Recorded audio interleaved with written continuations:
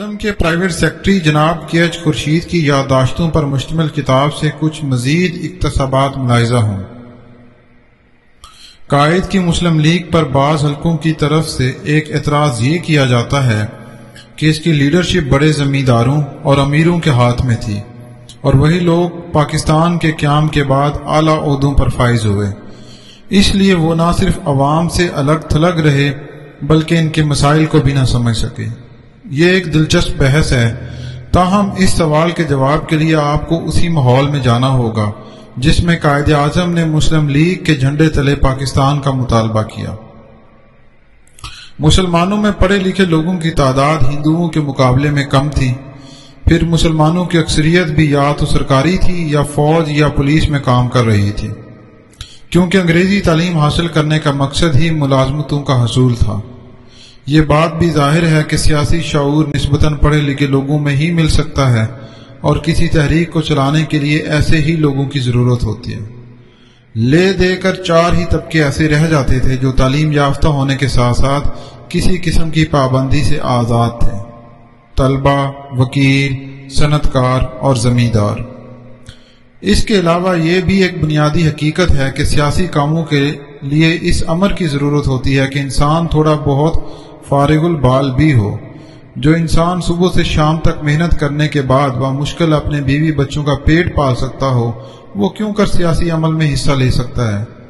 چنانچہ قائد اعظم بھی انہی چار طبقوں میں اپنے ساتھی تلاش کرنے پر مجبور ہوئے، اور یہی وہ لوگ ہیں جنہوں نے کھل کر آزادی کی تحریک میں حصہ لیا۔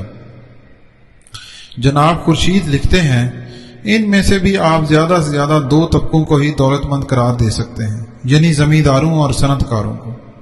صنعت کار کا مفاد چونکہ حکومت وقت کے ساتھ زیادہ ہوتا ہے، اس لیے وہ کسی بھی حکومت کے خلاف تحریک میں کم ہی حصہ لیتے ہیں۔ زمیندار البتہ اس قید سے آزاد ہوتے ہیں۔ اس کے علاوہ قائد اعظم نے کبھی دولت مندوں کو اپنے گرد جمع نہیں کیا۔ اصفہانی کلکتہ کے تاجر تھے تو چودھری خلیق الزماں وکیل، سردار نشتر بھی درمیانے درجے کے وکیل تھے، اور قاضی عیسیٰ کا شمار متوسط طبقے سے ہوتا تھا۔ پنجاب میں ملک برکت علی اور راجہ غضنفر علی بھی کچھ لکھپتی نہ تھے۔ بعض بڑے زمیندار ضرور مسلم لیگ میں کے ساتھ تھے، لیکن کسی شخص کو محض اس بنیاد پر تحریک میں شامل ہونے سے روکا نہیں جا سکتا تھا کہ وہ دولت مند ہے یا بڑا جاگیردار ہے۔ جو شخص بھی اس تحریک کے بنیادی مقاصد سے متفق تھا، اس میں شامل ہو سکتا تھا۔ جناب خورشید کہتے ہیں، قائد اعظم کی زبردست خواہش تھی کہ وہ ایک سیکریٹریٹ بنائیں جس میں پڑھے لکھے اور مستعد نوجوانوں کی ایک کھیپ رکھی جائے۔ سیکریٹریٹ قیام پاکستان کے لیے کی جانے والی جدوجہد کا مکمل ریکارڈ رکھے، اور ان سوالات کا جو مختلف حلقوں سے تحریک پاکستان پر کیے جا رہے تھے علمی انداز میں جواب دے۔ کئی بار انہوں نے مجھ سے اس کا خاکہ تیار کرنے کو کہا، مگر حالت یہ تھی کہ جنگ عظیم کے خاتمے کے بعد سے پاکستان کے قیام تک وہ اس قدر مصروف رہے کہ مجھ سے اس چھوٹے سے منصوبے کی جزیات بھی نہ طے کر سکے، چنانچہ یہ کام نہ ہو سکا۔ میں سمجھتا ہوں کہ اگر یہ کام ہو جاتا تو آگے چل کر نزائیدہ مملکت کے لیے بہت مفید ثابت ہو سکتا تھا۔ جناب خورشید قائد کے نظریات کے بارے میں لکھتے ہیں کہ قائد اعظم کے مذہبی نظریات کے بارے میں ایک بات واضح ہے، وہ ایک سیدھے سادے مسلمان تھے اور فرقہ پرستی میں الجھنا پسند نہ کرتے تھے۔ پاکستان کے آئین کے بارے میں انہوں نے دورہ مصر کے دوران میں شیپرڈ ہوٹل میں اخباری نمائندے کے سوال کے جواب میں جو بیان دیا، وہ اس پر ہمیشہ کاربند رہے۔ انہوں نے کہا تھا، آئین کے ضمن میں ہمیں پریشان ہونے کی ضرورت نہیں، ہمارے لیے آئین 1300 برس پہلے ہی بنا دیا گیا تھا۔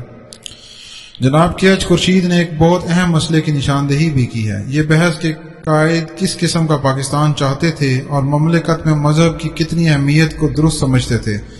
جناب خورشید کا کہنا ہے کہ پاکستان جس نظریے کی بنیاد پر بنا تھا، اسے مد نظر رکھیں تو اس دنیا بھر کے مسلمانوں کی آزادی پسند تحریکوں کا مرکز تو ہونا ہی چاہیے تھا، بلکہ میں یہ کہوں گا کہ جو ملک حق خود ارادیت کی بنیاد پر قائم ہوا ہو، اس سے غیر مسلم دنیا میں بھی ان ریاستوں اور قوموں کی مدد کرنا چاہیے تھی جو آزادی کی جنگ لڑ رہی تھی۔ پاکستان کے معرض وجود میں آنے سے پہلے نیشنلزم کا تصور یہ تھا کہ کوئی قوم رنگ، نسل، زبان، شکل و شباہت کے اعتبار سے ایک وحدت میں ہو، لیکن پاکستان کا قیام اس بات کا ثبوت ہے کہ نیشنلزم کے معنی یہ نہیں، اور نیشنلزم جغرافیائی حدود کی بجائے نظریاتی حدود کے تابع ہوتا ہے۔